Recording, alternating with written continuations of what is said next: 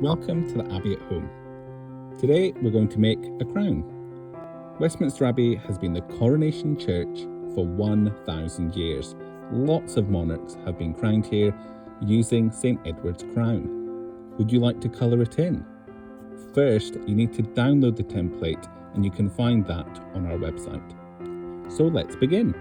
Start by colouring your crown in. Then cut around the dotted lines, but leave the tab at the bottom attached.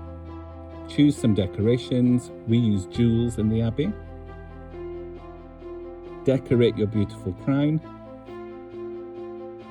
Fold the bottom tab down. Ask someone to help measure a strip of paper or card round your head.